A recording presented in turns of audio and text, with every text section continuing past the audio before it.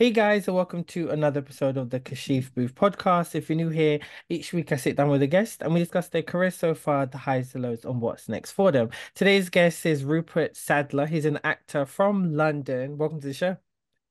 Welcome, welcome. Thanks for having me. No, it's great to have you on. It's been such a long time since we've actually caught up. Can you believe we did the agency 5 years ago? That's Is crazy. it really five Yeah, years ago? yes. Oh my God, it makes me feel so old. That just felt I like know, I last know, year. I know. But it's like, it's like the pandemic just kind of took away so many years that we just, Mm. you can't believe that it's been so long, but it has. Like, we shot it then it came out, I think it came out the year afterwards because we did like the whole film festival run. And so Mm. it's been like that. So, yeah, so it's crazy. Yeah, because I remember it was so quick when we did it. It was Mhm. I think we did it over several weekends and bits and pieces and days. And Yes, then yes, yes. and then obviously you guys were editing, and did your pieces. Then suddenly went on the film circuit, we did the photo shoot. And Yes. then I think we did it all before lockdown, and then yeah, so we did it all about 20, was it Mhm. 2019 we did it? We Was shot it? because I remember see, I have scarily good memory. It's the producer in me. I have everything on record. Mm, And we started auditioning and rehearsals in 2018, like towards the end of 2018. Shot mm, it February 2019, I think. And mm. then yeah, then we was in post-production for a while because we wanted to get the graphics right and we had some editors who weren't great. So it was a little bit of a pushback, so it was quite annoying. Oh, And I know the feeling of trying to get a short film off the road. yeah, yeah. You always think, oh, I can get it done, and then it'll be done in Yeah, three yeah, months, and then you're just yeah. like a year later, you're like, oh my God, this takes so much Yes. time.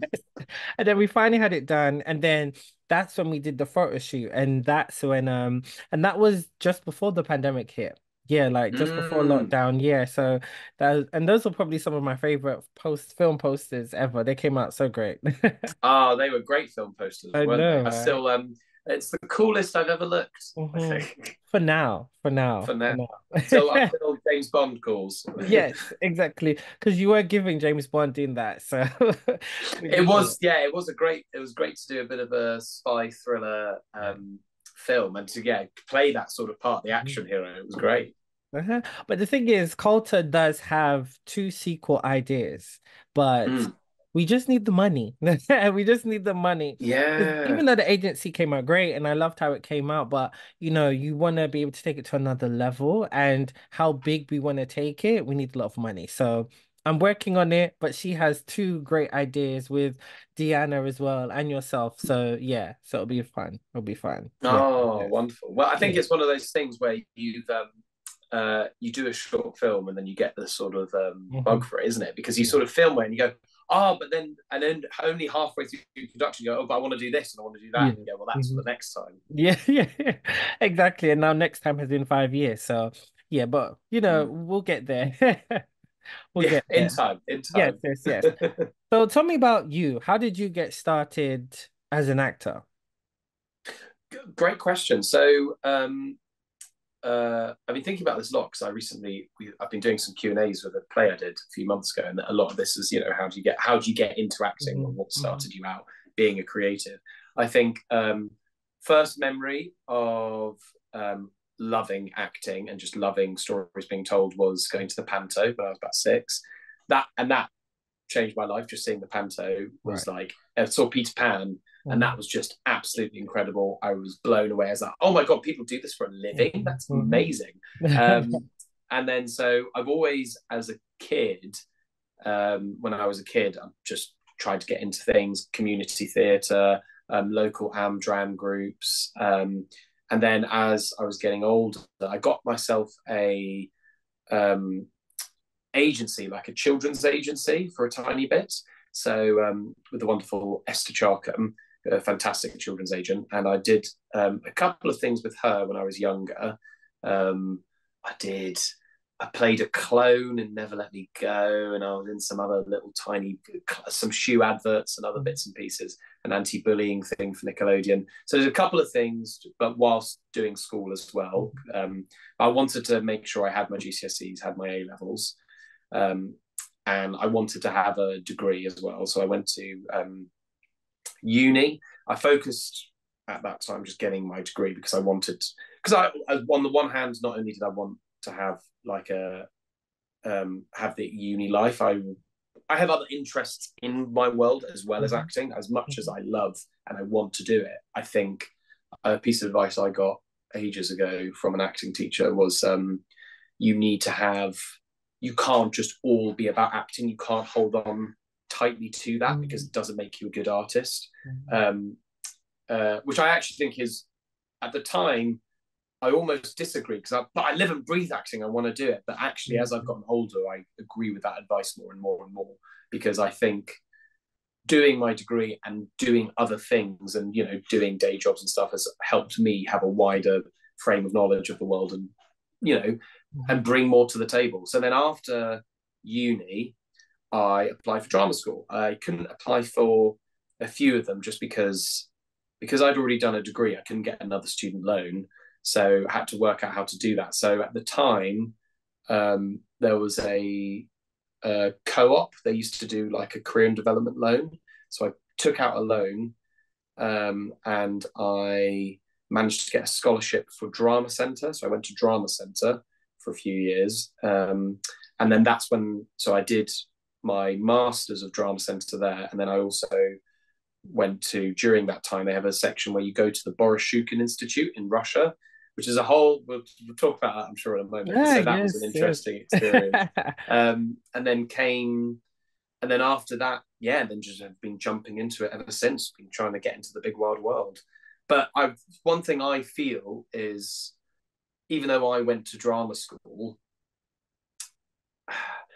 I went to drama school and I'm very lucky and privileged to have gone to drama school. And I definitely feel that. But I feel some people feel intimidated and feel like they have to go to drama school to be an actor or they have to go to film school to be a creative. And actually, I disagree.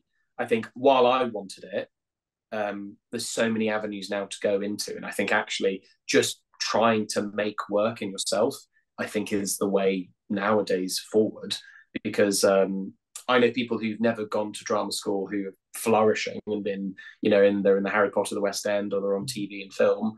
And I also know people who are at drama school and doing just as well, but vice versa. I know people who've gone to drama school and not got any of that. So I think it's much more nowadays about whereas my journey, I really wanted to broaden my horizons. I think it is a lot about taking the initiative and trying to make stuff and trying to get yourself out there. Yeah. Yeah. That's a really good journey. I like hearing it. You're basically a child star as well, now that you put it like that. Yes, I'll try. I'll see if I can find some child pictures of me when I was doing the acting. Yeah, the Yeah. yeah. It's funny thinking about doing Mhm. child acting because I never really consider it as professional Mhm. jobs, even though there's a few Yeah. of them I was paid Yeah. for back in the day. But it's like, Yeah. oh yeah. Exactly. So you've been in the industry for a long time, and to know what you wanted to do from such a young age is really good. And the fact that you've just continuously worked towards it, because sometimes people might stray and they might want to do something Mm. else. Like I'm very similar to you. I actually wanted to be an actor like you. I wanted to be a Oh. singer, and I went to a performing arts school for 2 years whilst I was in primary school into secondary school. But then I kind of fell out of love with it, and I got into sports, and I was competing in athletics, like nationally, but somehow I ended up back in this industry, but just behind the camera. So it is so full circle how I wanted to do it when I was younger, but I'm still in it, but just behind the scenes, you know? And so Mm. it's interesting how the creative industry works, but I think it's the advice you got where it said, learn other things and do other things. That's true because sometimes in this type of industry that we work in, it's all about your career. So it's like Mm. your career equals your life, especially in the creative industry. So there's no like in between. It's like who Mm. are you outside of being a filmmaker and an actor? And I've had to learn that as well and learn to like make new friends outside of my industry and get a Mm. difference of opinion and different type of people or what are my hobbies outside of this. So that's good. So it's if you're creative, it's you can relate to that. I feel like, if you have like a typical 9 to 5, they're like, oh well, your job sounds so amazing. It is, but Mm. when we are just like always kind of reaching towards a goal, Mm. something everything else kind of just gets left to the wayside. So I think that's really good advice that you received. And I Mm. just like that you said about drama schools. I was going to ask you about that because you going to Russia. What was that like? Because Yeah. that's amazing. Because I think I would say to actors as well, like if you haven't been to drama school, go to drama school. It's not a necessity, but if you feel like your career is stagnant or you feel like you need to grow and learn, go refine your skills. But like you said, not everybody does, and their careers have taken off. So, but that's Mm. that. But tell me, what was drama school like for you, especially going to Russia? Yeah, so the two drama schools I went to, Drama Centre and Boroshukin, I wouldn't even, Hmm. while some people don't go to drama school, I personally did love drama school. I felt like I learned so much. Perfect. Um, they're very different schools. Drama Centre has a great reputation. It's sadly closed due to the pandemic and costs, which is a great shame. Mm, But they had some phenomenal teachers. And mm, the great thing about drama school is that it builds a repertoire of you don't need to agree with everything you learn, but you build a toolkit and you go, this is the stuff to help me when I'm stuck on something, or right. this is the process I can learn. So then you don't feel if you go into a professional rehearsal room or go behind camera, you go, you're not suddenly terrified and thinking, how on earth am I going to do this and Mhm, have imposter syndrome? You go, no, I've got this base behind me. mhm, And it gives you that foundation as well. For example, um, some of the work I've done recently has been quite high demand in terms of speaking and working very hard for like right. long hours. Mhm. And you need to be able to keep up your voice because the one thing you don't want as an actor is losing your voice or, you know, Yeah. hurting yourself because Yeah. then you're going to, because if you lose your voice on set, you are putting out, that costs the production company money. That, you know, cancels days and can lead Yeah. to great problems.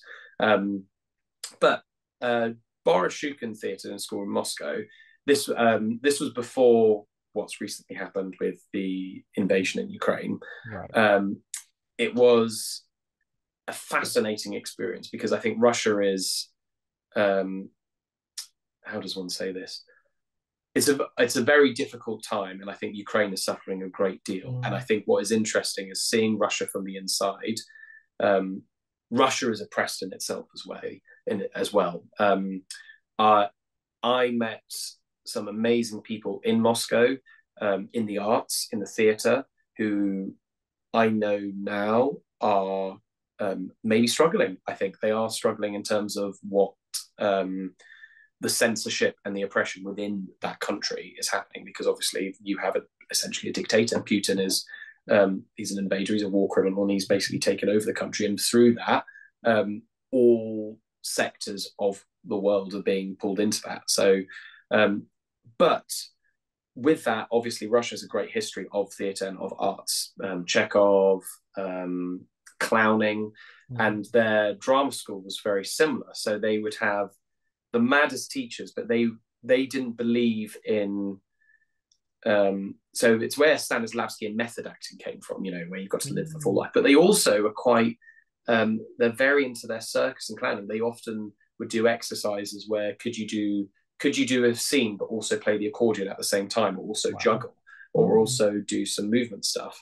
And they loved the physicality of an actor. They really enjoyed um, inhabiting and changing your entire body to match a part. mhm, Um, I think and what's interesting is whereas in the UK we much prefer dialogue, we're really interested true. in a screenplay how the words Mhm. are.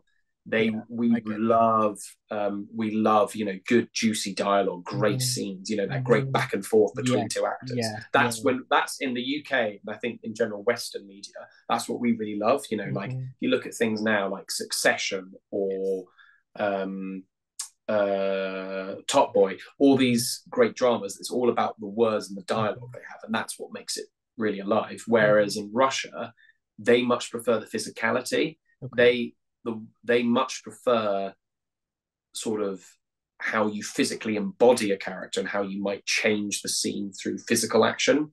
Um, and that's very interesting. Try and work around that. So they often did an exercise where um, you would play the scene completely opposite to how it's meant to be, Mm, which I now see a lot of great benefit in. Or they would try and make you do something completely unrelated, something very physical. Or one example is you have to do the scene, but you have to finish off a giant piece of cake in the scene. wow. So, and the reason is because it's not making you feel like, oh, I've got to say this line this way. It's just Mhm. making you inhabit the scene and Mhm. like you're living life. Mhm. Um, so yeah, I think Russia is a very strange country. I think, and I didn't click with it from a cultural level, but I learned so much from it, and I was fascinated Mm. by it.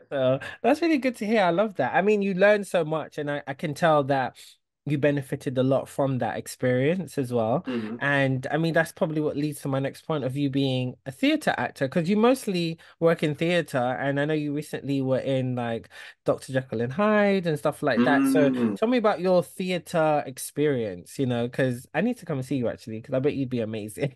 Oh, thank you. Well, I'll let you know the next big Mhm. show I'm in. But yeah, the theatre's my passion. That's the one I Mhm. love the most. Mhm. But then again, it's the one I've done the most. I've Okay. done lots of short films, but TV is just infamously, as I'm sure you know, Yes. infamously hard to get into Yes. film as well. Hmm. But theatre, I do love. I just love I love being in a room with people and connecting with them in that scene, or Okay. seeing the live reaction Hmm. to a scene when it's going on. I think that's always really fun. Yeah. Um, Theatre I've done recently, I was very lucky. I got to do the National Theatre's Jekyll and Hyde. That was great production by Kirsty Hughesley, written by Evan Placely, and that was this great feminist reinterpretation of Jekyll and Hyde, where um, Jekyll and Hyde was a woman, and it was about her transformation stuff. But also, there's this twist in it which ties to modern day and about Okay. how essentially we all have our own Jekyll and Hydes we do online, and how there's this new culture of Mhm. we in many people, because of the anonymity of being online, we can take on new personas, and we can Mm. um, do a lot more bad because we think we're protected by the internet. And sometimes that can be for good, sometimes that can be for bad, and Okay. crossing the lines. Mhm. And there's some great interesting points about feminism and also the police and justice in our country. So that was great. I had an amazing time doing the National Theatre, and the National Theatre is such an institution. It's a brilliant place to work, and they were really great. They had great resources available. Mhm. And then the other theatre show I've done recently is a very different one. It's mad, but it's great. It's an immersive show, so which is really, these are things that are coming up really big now at the moment, Okay. like Punch Drunk, Layered Reality, Mhm. and this is War of the Worlds. So what it is it's you go to this big building where you're in an audience of 12, and you live through the experience of the book, the War of the Worlds book slash the musical by Jeff Wayne. Um, and so you go to like a Victorian observatory, but then aliens invade, these Martians invade, and then you literally like run through into someone's house, and Okay. then like the house, and there's this brilliant piece of theatre where you're sitting down on a dining table, and then the lights go out, and something enters the room and is in the room with you, trying to pull you, like take you and abduct you. Mhm. Um, and I think that's been a really interesting experience, Mhm. because immersive, you're constantly improvising and you're constantly making up dialogue and scenes on the spot, and audience members actually interact with you. Mhm. They make dialogue and they become characters in the story as well, and that's really interesting to do, because it makes you very present as an actor, but also just makes you come up with great comedy can happen in Mhm. the moment, but also some really interesting pathos. Mhm. Um, and I think what's really interesting is it combines a lot of technology. So it's got VR and it's got holograms.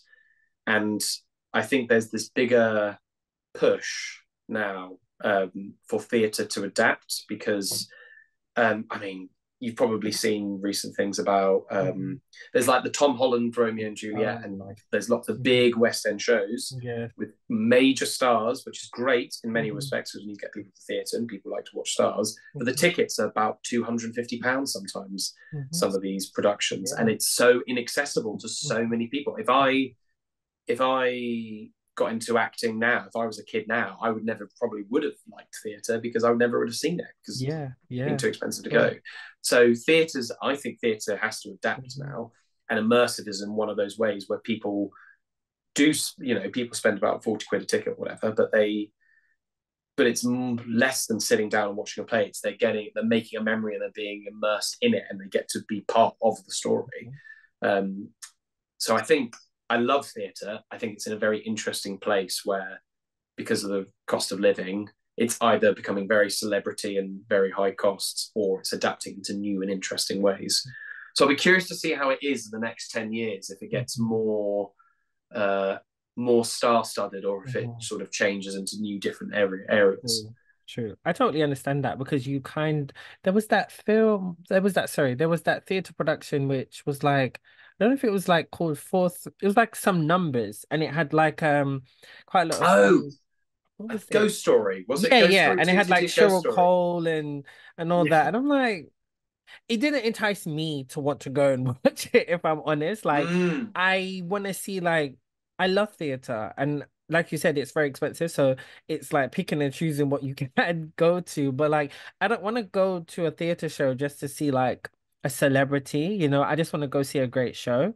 I don't really mm, care who's in it. That's not even for me as just like a filmmaker, a celebrity or a well-known A-list actor isn't going to draw me to watch a film. I just want to watch a good film, It's all about the mm, story. So, but I think you made a very good point. Especially there was that whole I don't know if you remember last year there was that whole thing about theater etiquette and how people want to mm. like stand up and sing along and stuff. Because when I saw the Bob Marley musical a couple years ago, they did that. Like a Yes. lot of people were towards the end getting up, singing and dancing and clapping, and it was actually like quite annoying because like I'm trying to watch the show and I can't see. Yeah. So I think it's got better slightly because I saw the Tina Turner musical a couple months ago and Mm, they basically told them don't get up yet, but then there was a moment in the show where you were encouraged to stand up and there was like literally direct performances like it was a tribute act and people could mm. dance and sing along. So that was good.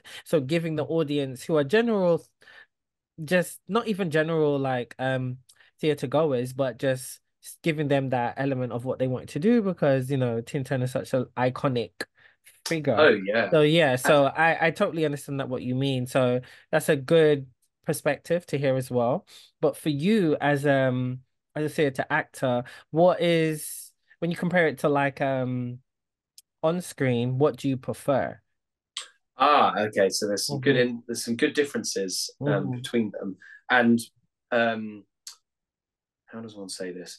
Um, I think what's really interesting is we often make the comparison of Okay. screen acting as real, like it's realism, and Okay. stage acting is Hmm. not. It's sort of heightened. I Right. would actually sort of disagree. I would even say screen acting is not technically real itself in a way, because yes, the performances are more subdued and more believable, Hmm. but there are some things. I remember doing a screen acting workshop, and it was really interesting. We talk about, like, we're having a normal conversation now, and we're just sort of talking and chatting, but Hmm. some of the things we're doing now naturally, or what you would do day to day life, aren't interesting on screen. And actually, screen acting is in Hmm. itself a very artificial Hmm. performance in a way, because what you're trying to do is you're putting all of your um, reaction in your face most of the time, in your Yeah, butt, in that's like very true. this Yes. point. Because, Hmm. for example, we're blinking and stuff now, but on screen, what's Hmm. far more interesting is eye contact. And wink and sort of blinking actually creates weakness, but Hmm. holding eye contact on screen is really powerful.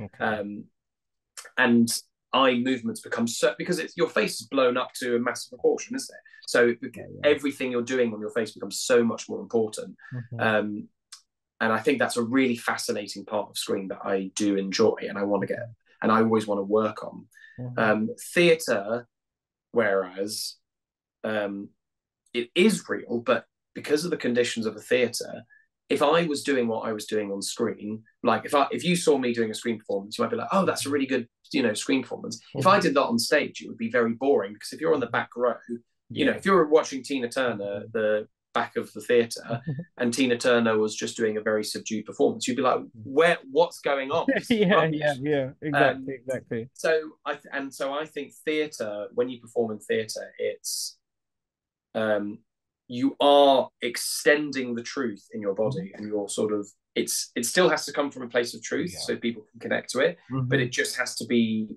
bigger so that you can reach everyone in the theatre. Yeah. um and Exactly. people are big in life, Hmm. I'm sure there's people you've worked on the set and people I've worked on all the time. There are big personalities in life, so it's Yeah. not hard to believe that in Hmm. theatre you can still be really complex and interesting and real, but Hmm. it just might need to have a bit more, but it's just heightened and perhaps Hmm. in range.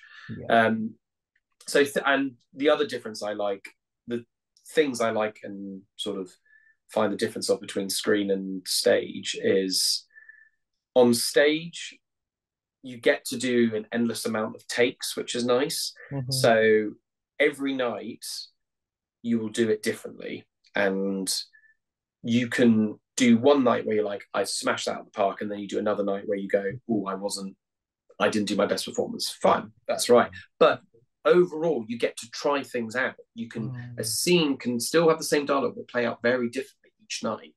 Um, and you also get a bit of feedback with the audience as well. Something that you think is funny will be funny on one night, but it won't land on the other night. Right. Same, you might find you really connected and you're so emotional one evening, but the next evening it could be quite angry or it could be Hmm. quite Hmm. distilled. um, I think in film you have to be much more specific, because you have to go, right, I need to convey this emotion and I'm going to get 4 chances to do it before we move on to the next one. Hmm. Hmm. And sometimes you can work with a director to maybe go 2 different pitches. So when you're doing self tapes, they often only ask for one self tape, unless they sometimes ask for two if you've come up with a very different interpretation of the scene. Hmm. So, but that's quite rare. Most of the time, you know what you're going to do, you know how to deliver the scene, and it's only ever going to be that version. Yeah. When it goes out on the film, and this is the one thing I will say that is a blessing about screen, is that the editor will put you in the best light possible. Yes. So Yes. never annoy your editor as Yes. any creative, because they are the person who brings it all together, Hmm. and they will Hmm. give you the best shot of your Yeah. face, um, Hmm. and make your performance the most coherent. So yeah, so I think there's some great differences between the two, but I think there is the stage, it being live and being able to have an endless amount of reinterpretation, I think is very liberating. Okay. And what's the audition process like? Because you mentioned self-tapes and like that's very Mm. common in, on-screen acting. And for myself, it's very easy to kind of weed out all of Mm. the applications because we can get a bunch. And even if I've worked with a casting director as well, we get a bunch of self-tapes. But for me, how I do it is if I've like made a short list, I then do like the callback auditions in person because I feel like Mm. it sometimes you can shine better in person and you're able to like, especially if I've already casted somebody, and you're able to Mm. like see what the chemistry is like between two actors, or even if I want to put two actors together to see how they'll work and their dynamic. So, and a lot of actors appreciate that, that's what they've said. So, what's like the difference in terms of like auditioning for a theater play and on screen for you? Like, is there any difference though? Well, actually, it's Mm, becoming more and more like screen, where I've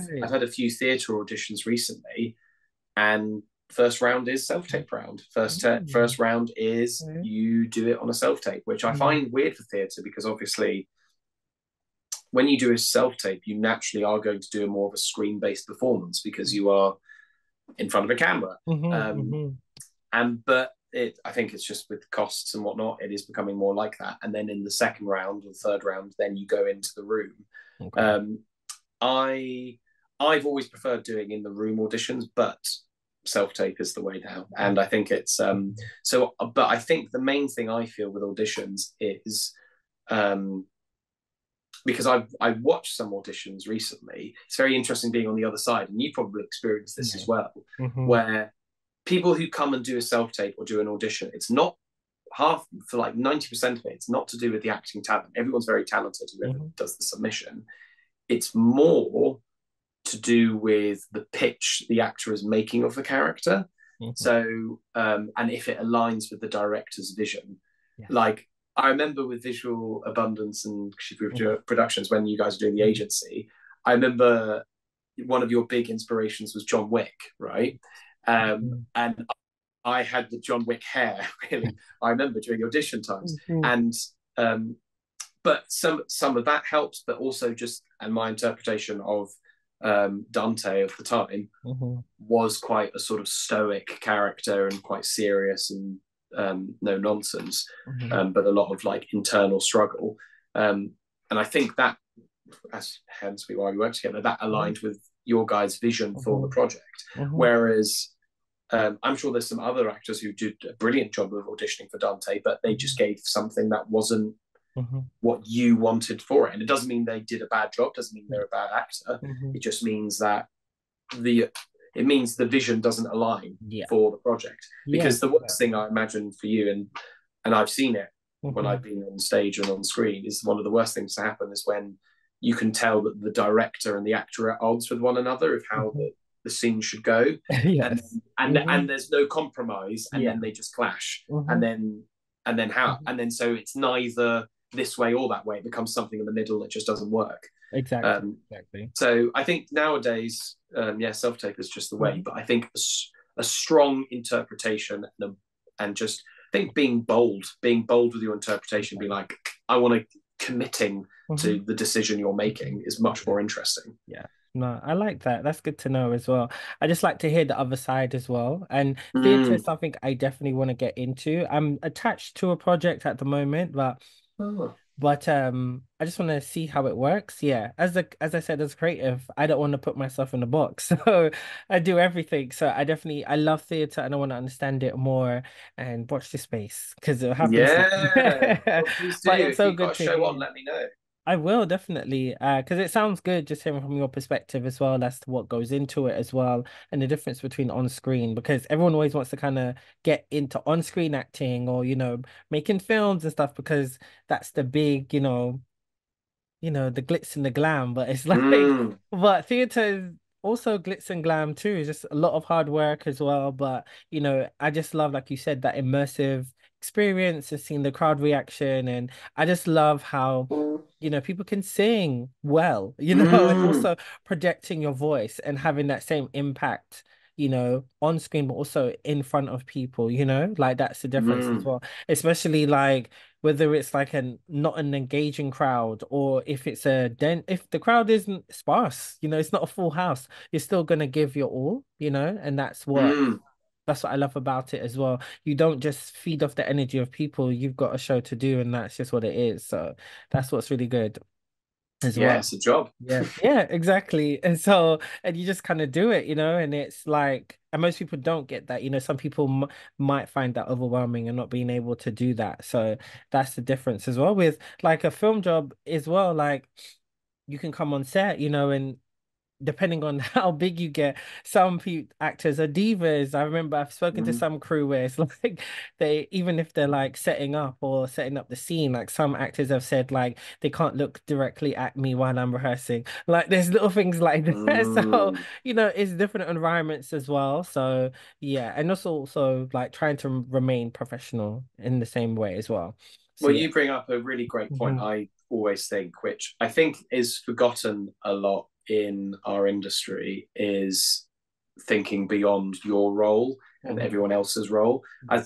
I mean, we've all heard stories of of the diva actor, haven't Mhm. we?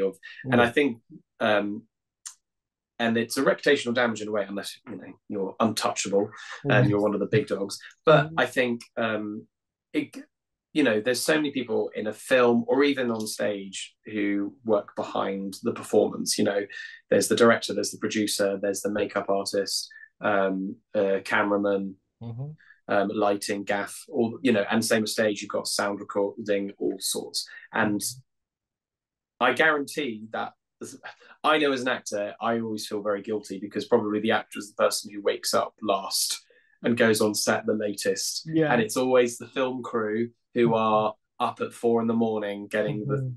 getting the studio ready to Yeah. Yeah. film, or or the same. It's always the tech who in a Mhm. stage show who are doing the get in far earlier and have a much tougher job and Yeah. don't get as much recognition as an actor Hmm. does. Hmm. And I think it goes a long way just to Hmm. respect everyone and to be part of a team. Hmm. And because with a theatre show, if you're doing a 6 month theatre show, or if you're filming for 3 months or whatever, Hmm. one of the big questions people will ask in this industry isn't how good you are. Of course, Hmm. everyone's great, but it's, Hmm. can I work with this person for 3 months and not kill them? Yeah. Yes, yes, yes, 100%. Mm-hmm. So yeah, I think respecting everyone's craft and always being there to help and just going above and beyond for Hmm. everyone, I think just goes a long way. Yeah. And the one thing I've always looked at, because with theater, it's like you have to learn the whole entire play. Like depending Mm. like a 2 hour play, whatever. So what's your tips for like learning lines? Because it's different for like a on screen. You might just have to like learn those scenes for the day you're shooting. That might be easier. But how do you learn lines for theater? What's your Yeah, well, it's yeah. interesting, isn't it? Because I think for Hmm. in screen, you the benefit and the downside in a way Hmm. is that you learn just the scene for the Yeah. day, Yeah. but also the scene's Hmm. not in order. Yeah, You yeah, don't okay. film chronologically, Yeah, like yeah, yeah. 99% of the time, you never film chronologically. Hmm. So you have to sort of track your character's development because Yeah. you can't, do one of the first scenes in the play. If you're doing that near the end, you have to remember, oh, well, he doesn't know all this other stuff that's happened. Hmm. Hmm. Um, Whereas stage one benefit is you are starting from the beginning and you're learning and it takes natural development. Hmm. Um, in terms of learning lines, I would say um, one of the best things I would say for learning lines for stage is, I mean, obviously drill it relentlessly. Hmm. Learning lines before you go to bed. I think there's a scientific study that also good for if anyone's got an exam. If Hmm. you learn and then you sleep retains it takes short term knowledge and puts it into long term. So that's just quite a nice tip I've always found. So I do loads of pacing. If anyone ever works with me, they say I pace a lot because that's how I learn lines. I pace and I'm religious.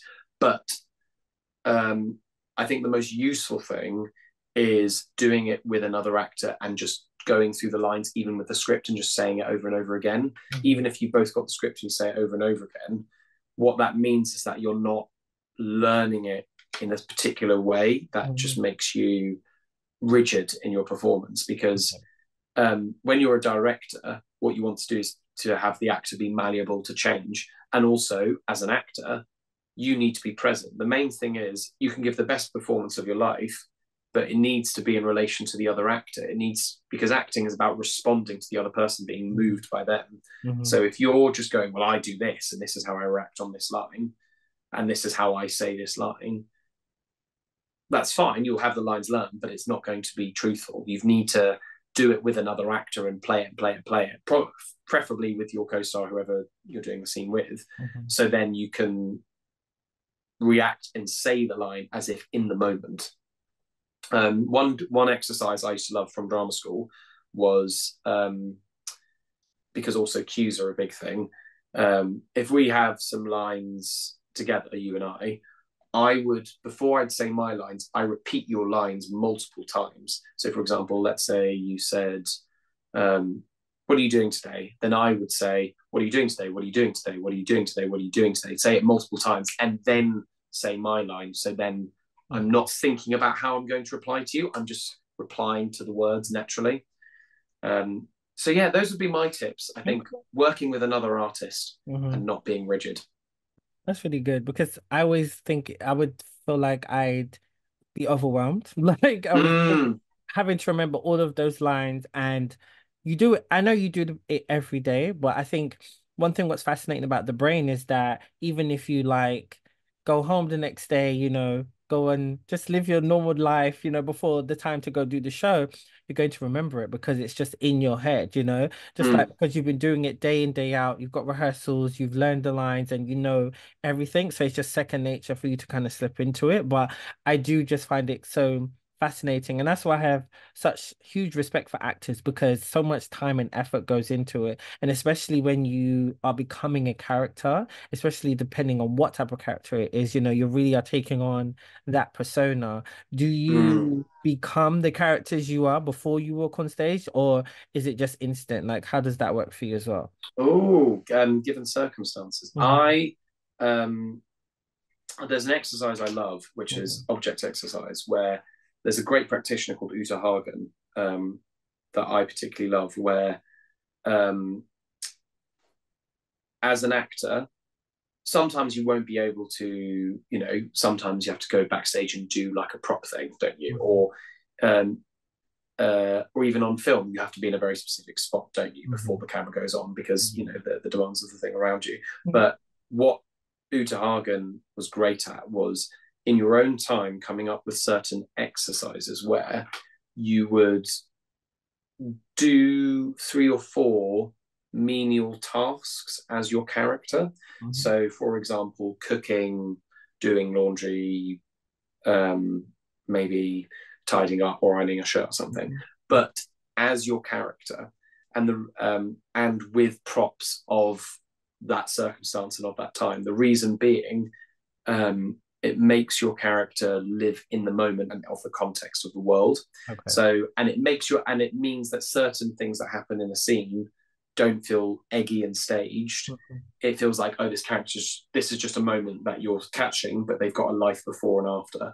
okay. Um, and as well, I think coming onto stage with a stimulus, why do you come on stage thinking of the given circumstances before? Maybe it's quite nice coming up with an imagined circumstance, a Mhm, background, something that's happened just before.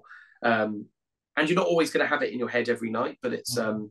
establishing that so then you've got that little inspiration to have just the emotional reaction to come on stage at the right time, Okay. and with the right energy. Mhm, Because nothing's worse than an actor who comes on and you just mhm. oh right, Yeah, it's yeah, yeah. underwhelming. Yeah, just an Yeah, yeah, yeah. underwhelming entrance or an exit.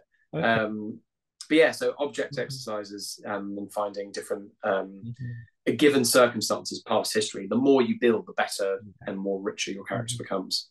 Love that. I love that. So you have done a lot of on-screen work. You've been in Ted Lasso, you've been in The Agency, Mm. in Coulter, and also My Phone Genie. So tell me what it was like working on Ted Lasso, because I love that show. I've not watched the final season because too many Uh, too many streaming services. Okay, I'm gonna find another way, wink wink, to watch season three because that's too much money on streaming services. But tell me about that experience. What was it like working on Ted Lasso?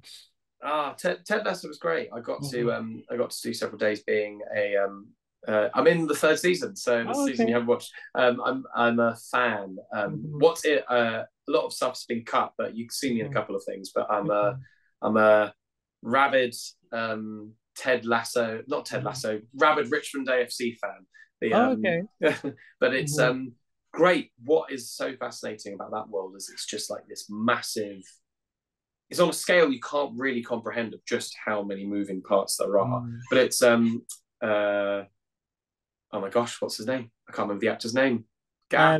What Jason Sudeikis? Jason Sudeikis, that's it. That's it. Jason Sudeikis and Oh, his company Sudeikis. create a really Mhm. wonderful atmosphere on set. They're Okay. very nice, very relaxed and kind. I think it's Mhm, really wonderful and comfortable. But it's so much bigger, and they it was in I filmed it in sort of Acton Way.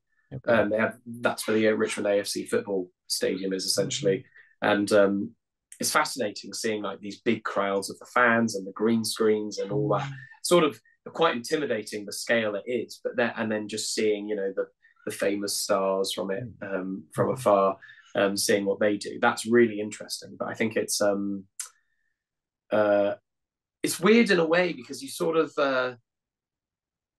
once again you appreciate how much goes into it because when you're sitting down and you're watching the match, essentially you're playing the character, you're like mhm. this seems a bit smaller than what you think it is, Okay. and then you're like, oh Yeah. no, with these green screen stuff it's suddenly going to become massive. And I remember watching it being like, this looks nothing like what it did on the day. There's Yeah. so like Mhm. the budget they must have had was insane, really. Yeah. But yeah, they're really Mhm. wonderful.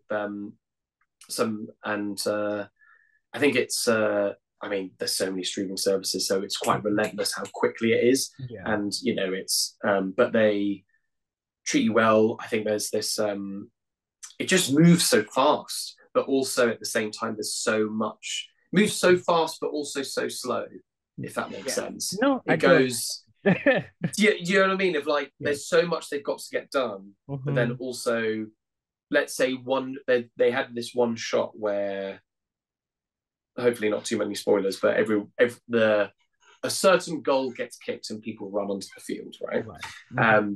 And they had to do that shots, and it took them so long to get the camera in the right position, Yeah. and they could only do it in a certain amount of times, Yeah. just based on the way it was. So it was really quite difficult, and it's funny, like that shot took so long, and then some other shots were like, oh, done.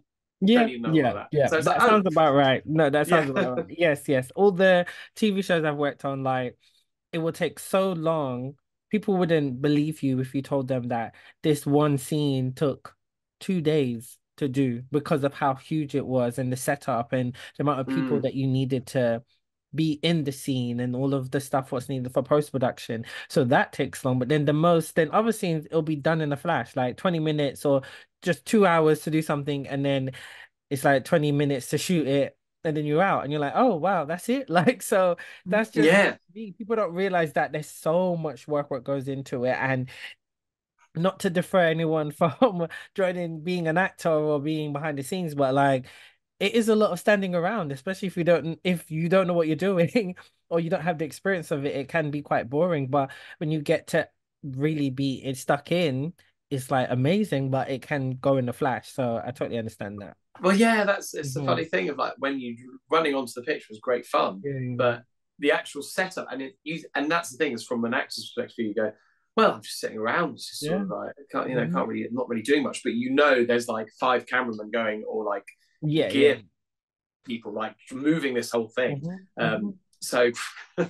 it's a weird it's Yeah. weird when you see it in action. No, Um, it's true. It's true. I totally understand that. So, little throwback. We mentioned the agency a bit. So, what would you mm, remember from doing the agency? What was your like? What do you remember from it? What did you enjoy the most about shooting that short film? And oh Dante god, as well. yeah, Dante. There was so much. Uh, there was some great days with the filming and stuff. I remember, God, there's so much to think about it now. But what I think was one, and it was a similar thing actually. There was some. I remember we did like an evening or a day where we did lots of like pickup shots in a way Yeah. for like montage bits Yes. Yes. where we had to like Dante was picking up packages and dropping them off, or Dante was running and chasing, and um, what was quite fun about that was it was just in the moment, and it was just like it was almost rogue in a bit of like let's just get this done, get it done. It was quite spontaneous, but that was really lovely to do. There was, and we've got some great locations. I was trying to remember um, other things that I was enjoying about the agency was it was great to have a go at doing some of the action as well and trying to where I think it was me and Diana were doing the near the end when Dante's Oh spoilers yes, tied up. Dante's got the hostage situation. Yes. Yes. I Yes. won't say any more, but there's the hostage situation. Yes. Yes. And what's great about that was playing that scene and trying to not anticipate what is about to happen at the end and what goes on, and that's really fun. And I was really grateful for this is we got to rehearse quite a lot, which was really nice. There's a lot of short films I've been on where there's a lot of short films I've been on where you don't get any rehearsals. There's right, co, this is your co-star, but we got to meet everyone, the whole cast beforehand, and we really got to have a chance to play out the scenes, which was really nice. And it was such a lovely environment because obviously it's quite like it's tense and it's action, it's all this. Yes. But Dante was it was really nice to sort of build up the relationships with the other actors and with you guys as well in the knowing what Dante's journey was going to be and what we could do with it. And also just wearing a suit's cool and wearing the jacket is cool. Yes. And it was amazing what we could do with what we had, and what we did was and it looks so great. It's still on my showreel, actually. Oh, good. I've got on my showreel the scene where he's on the phone, I think speaking to the agency about the flowers. Oh, okay. Yes, Once yes, yes. again, won't explain too much, Yeah, yeah. but that was actually something I've never done as well. Mm, Was phone acting. hmm. I've never done phone acting until we did the agency before. That Wow. was I found that quite tough because obviously Hmm. you're reacting, but you're leaving these big pauses for where Hmm. the dialogue's going to be put in. Yeah, yeah, That yeah. was really interesting, but I Mm, that was a great lesson I learned on set as well. mhm. Um, but yeah, I mean, how was it for you as well? Because it was such a It was good. it was yeah. Yeah, it was great. It was just like a great experience to do because Coulter is such a talented writer director. So she kind of had experience, not, great, had not really had a great experiences within the industry. So I kind of forced her to make a film. And I was like, you're gonna do something. Mm, And I was just so proud of her to be able to get this completed and showcase her skills and her talent and the story that she was able to make. So just to see it come to fruition was great. And you all just mm, kind of killed it, and I just love it. It's one of my favorite projects that I've done, and so definitely want to explore more of that world because she's got so many great ideas as well. And I love that you also mentioned about how we had rehearsals. I was the one who pushed for that, and I always make sure we have mm. that because especially with short films, you just don't have enough time to scope everything out, build the chemistry. And there was a lot of moving parts, like with, Mm. the scene where, somebody's tied up and captured. Like, Yeah, we hush needed to hush. definitely, and we didn't have the budget for like a stunt coordinator and stuff like that to really like iron it out. Because if it was a bigger film, like a feature, you would have all of that training, and so Mm, you need to do that type of film that we needed to have that, and it mm, definitely made it easier to do when we were shooting because it just paid off in how it was smoothly done. Like we didn't mm, take too long to shoot the scene. It was pretty standard, and we just kind of were just doing our thing. Because the main thing is, even though, like we was just saying, waiting around is an option, a thing that you just have to mm, kind of deal with. I don't want you guys waiting around for too long. No, let's just set it up. Or I think we made it that you guys came in and was just ready to kind of yeah, go just go for for it. it. Yeah, yeah, Yeah, yeah, yeah. So it was good like that. So definitely want to do more of that, and I can't wait to try and do the sequels as well. yeah. So yeah, so that And was. I think that's the thing you're saying Mhm. about you and Coulter as well, is about how we you just went and did it, Yeah. instead of going, well, we've got to Mhm. wait for permission to get the Yeah, funding and all that yeah, stuff. yeah. You Mhm. guys just had to make, you just got it on its feet and Yeah. just delivered it, which was great. Mhm. And I think Mhm. that's so much of what you've got to do now Yeah. is because we're all creators, we're all artists, we Yeah, all have ideas, don't exactly. we? Hmm. And you just the thing I always say about the industry is it's not cruel, it's just Hmm. indifferent. Yes. It's just busy and it's Hmm. indifferent. So Hmm. you've got to do it yourself. Yes. You know your ideas, Yeah. both Visual Abundance and your company as well. They Hmm. both have great ideas. You Hmm. know they're worth their time. Yeah. So you've just got to do them yourself and Hmm. show the world, look, aren't these ideas great? And keep Exactly. going. No, it's true. It's true. I always say to people like, even if it's not the best production quality, just make it. As long as the content's good, people will enjoy it, people will give you grace, and then the more you put out work, the more people are going to see it, and then you're going to build connections, and then you'll be able to just get the quality you want eventually. Your creatives don't just sit around waiting for public funding. Public Mm. funding it's like playing the lottery. You never It know is. if you're gonna get it or not. So just create, just create. You're sitting around not creating because you feel like, oh, you need that. But no, we pulled off a great film with literally little to no budget, but it came out But great. even with little to no budget, the way you, in some Mhm. ways, having those restrictions means you Yeah. cut corners Yeah. in a really innovative way. Like Yes. the camera quality for Hmm. that film, you wouldn't be able to tell Hmm. that you guys had little to no budget. Hmm. It looks really slick, doesn't it? Yeah, yeah, yeah, exactly. So that's what we wanted, and I'm happy. Everyone, Mm, it's always great that what you guys as the actors loved it as well, watching it back, and you enjoyed it as well, because you just never mm. know. So that's really cool. So I've been asking every actor this. So because you're more in theater, I want to ask you this. I think it'll be good. What theater plays, or past or present, would you have loved to have been in? Oh, Oh, I was talking about this the other day. Mhm. There's too many to count. So just theatre, Yeah. um, I would so many plays. Okay, I've got a handful. I know you're probably thinking one, but I'm gonna give a handful. Okay. So I'd love to do Hamlet and Shakespeare, Mhm. Shakespeare's Hamlet. I think that's Mhm. such a beautiful part and is phenomenal. So I'd love to Mhm. do Shakespeare's Hamlet. Um, I'd love to do a piece of new writing, like really great, Mhm. juicy new writing, but be the first cast to ever do it. Mhm. Um, and then in terms of the two others I'd love to do. There's a great writer called Pinter Mhm. who did uh, some really beautiful plays like Betrayal and The Caretaker. There, the dialogue is incredible, but it's just so weird and it's so tense, and you sort of Mhm. don't know why, but it's just really tense and it's Mhm. brilliant. I'd love to do one of his pieces of writing, and I would love to do. Um, there's some really beautiful two-hander plays. One in particular I've always wanted to do called Love Song, Mhm. um, which is a love story. It's just about two people who love each other but go through highs and lows in a relationship. But something really beautiful and like moves people. Like Mhm. really is Yeah. just Yeah. a moving love story. I think that would be wonderful to do as well. So a bit of classic, a bit of Mhm. modern, I would say. Okay. Um, yeah, I think those are my. Okay. Have I got any others? I'm probably over answering now. No, no, no, it's fine. Uh, yeah, those are the main ones. Maybe a bit of comedy as well, if I could Okay. get a chance. A bit of Yeah. comedy. Okay. And any directors you'd love to work with, past or present, dead or alive, whatever. Past or present, dead or Mm, alive. mm, Ooh, past, present, dead or alive. Directors.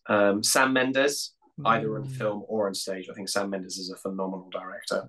mm. Um, Sam Mendes, he's one of my big ones. I'd love to work with any other big ones. No, let's stick with Sam Mendes. Okay. Sam Mendes. Okay. Nice, nice. Good choices though. Good choices. Yeah. I like that. Yeah, yeah, yeah.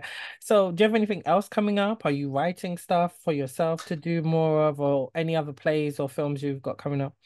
Yeah, so I've actually been putting on my own. Hmm. I've done a bit of producing myself Okay. for some Hmm. short films. I made a short film that's I know your pain about the Hmm. long process post production. Yeah.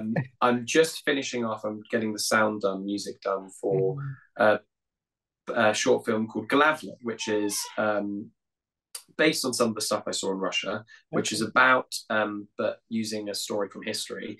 It's about the people who were photographers, artistic photographers, and Hmm. they were sort of commandeered by Stalin and the Communist Hmm. Party to become the editor. So what they did was instead of taking photographs, they had to wipe people out from photos as Oh, if they wow. didn't exist. So Hmm. removing people from history, essentially, a Okay. bit like the agency in a way, if you think Yeah. about Yeah. it. But so I'm nearly finishing that film, which is great. And I finished a comedy as well, which is in post production. We Caught a Burglar, about an unlikely Jew in a flat. They catch a burglar, hijinks Hmm. ensue. Hmm. Um, and then I'm in the moment in pre-production for a film because I wanted to make my own work. Called At the moment the working title is called Terrible Lizards, and it's going to be a mockumentary on the first paleontologists Oh, who okay. were so like Charles Darwin and those people, Mm. but but because it's a mockumentary, it's taking the mick out of them because the first paleontologists were just nuts and they were just bizarre. Like Okay. there's a great picture of I'm sure you'll be able to find it of like the first German paleontologist was like, I have discovered a unicorn, and it was like a horse with like a horn attached to its head, and but the body was a T-Rex. It was really bizarre. So and it was like, Okay. oh, so Okay. this was like our leading scientist. This is Hmm. mental. Yeah, yeah. So those are the things I'm making for Okay. myself from a short film perspective. And Hmm. then War of the Worlds is still doing it. It ends in September, and Okay. then we'll see what I do then. Yeah. maybe some short films, maybe some theatre. I'll let you know. Good. Well, it's been great catching up. Where can like people find your work and you to like follow you on social medias and keep you updated on, well, you can keep them updated on your work and Yeah. stuff like that. Well, I think so. The main places I do have a Twitter, but Mhm. or X, I should call it now. Yeah. I've got, but I think I'm mostly now on Mhm. Instagram. So let me just double check what my name is on Yeah. Instagram. Bear with me. Um, I think it's Rupadler. Let me just check. No, I think you just find me Rupert Sadler or at Mhm. Rup Adler. Nice. Rupadler. That's my main account to see what I'm Mhm. getting up to, what I'm up to, and then from there, yeah, hear more about what I'm doing. Good, good. Well, this was great, Rupert. Thanks again for coming on the show. It's been great catching up with you as well and seeing what you're all up to. And guys, you can follow me all on my usual socials. You know them. There's a bunch of them. Stay tuned for more episodes coming soon.